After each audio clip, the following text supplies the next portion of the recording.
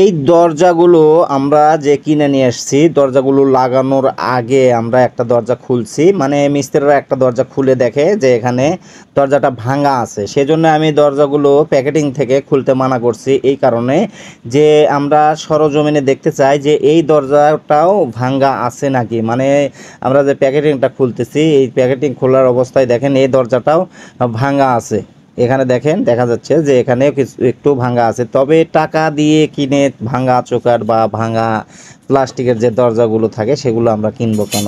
দরজাগুলো কিন্তু ফাটা বা ভাঙা থাকে না, হঠাৎ করে কিন্তু এরকম হয়। বিশেষ করে আমরা কিন্তু এই ভুলগুলো কিন্তু হরহামেশাই করে থাকি। আমরা দরজা কিনি যে উপরের ফিটিংটা দেখে বা দরজাটা কতটুকু মজবুত সেই একটা ধারণা করে সেইভাবে আমরা দরজাগুলো কিন্তু কিনে নিয়ে আসি। কিনে নিয়ে আসার পরে দেখা যাচ্ছে প্যাকেটিং খোলার পরে যখন লাগানোর অবস্থায় যাওয়া হবে, তখন প্যাকেটিং খোলার পরে দেখা যায় যে দরজাগুলো অনেক জায়গায় ভাঙা আছে। আমরা কিন্তু পুরো দরজাটাই সব ক্লিয়ার করে দেখতেছি যাতে কোনো জায়গায় ভাঙা আছে নাকি আরও কোনো জায়গায় বা কোনো সাইডে।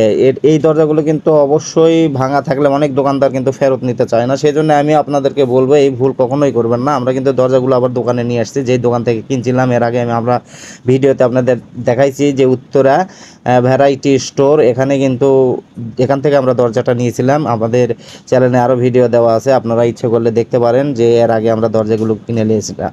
তো আমরা ভুলটা করি কোথায়, যে দরজাগুলো কিন্তু আমরা উপরে দেখে বা প্যাকেটিং দেখে কিন্তু কিনে নিয়ে আসি। আর আমরা এখন কি করব, আমরা কিন্তু অলরেডি গোডাউনে চলে আসছি।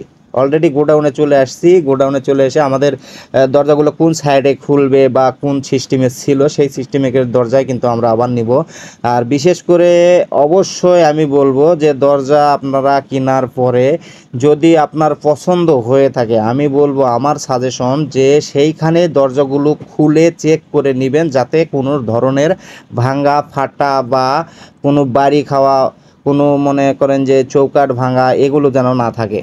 আর দরজা যদি আপনার পছন্দ হয়েও থাকে বা আপনার দামে দরে যদি অ্যাকুরেটভাবে ঠিক হয়, সেক্ষেত্রে আপনারা দরজার প্যাকেটিংটা আমি সাজেস্ট করব অবশ্যই প্যাকেটিংটা খুলে নেবেন সেখানেই।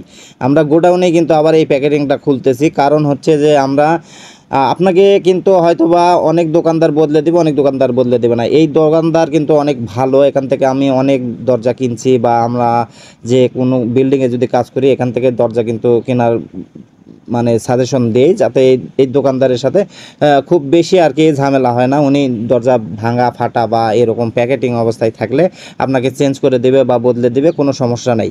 আর এই জন্যে আমরা কিন্তু বারবার বিরক্ত হতে পারবো না, এই জন্যে কিন্তু দরজাটা খুলতেছে। হয়তো বা আপনারা বলবেন যে আপনি নিয়ে যান, নিয়ে গেলে আবার যে যদি সমস্যা হয় আমরা চেঞ্জ করে দেব, কিন্তু আমাদের বাসা এখান থেকে কিন্তু 7 কিলো 8 কিলো দূরে। এই দরজাটা নিয়ে যাওয়া নিয়ে আসা গাড়ি ভাড়া কিন্তু তিনি দিবে না, আপনাকেই বহন করতে হবে। এই জন্য আমরা চেষ্টা করতেছি দরজাটা পুরো প্যাকেটিংটা আমরা এখানে খুলে আবার চেক দিচ্ছি। দেখেন এখানে এই চৌকাঠগুলোই বেশিরভাগ ফাটা হয় বা ভাঙা হয়, কারণ হচ্ছে একটা গাড়িতে বা ট্রাকে লোড দেয় যখন, তখন কিন্তু এই রশি দিয়ে বাঁধার সময় কিন্তু ওগুলো জায়গায় অনেক জায়গায় চাপ পড়ার কারণে কিন্তু ফেটে যাওয়া বা ভেঙে যাওয়ার সম্ভাবনা থাকে। এই জন্য আমি আপনাদেরকে বলবো অবশ্যই দরজা যেখানেই কিনবেন সেখানে খুলে আপনারা চেক করে নেবেন। আমাদের কিন্তু অলরেডি সবগুলো দরজা, মানে যে 2টা দরজা আমরা নিয়ে আসছি, এই দুইটা দরজা কিন্তু আমরা চেক করে নিছি যে আমাদের এখানে কোনো ফাটা ভাঙা বা কোনো ছেলা বা কোনো ধরনের দাগ দুগ নেই।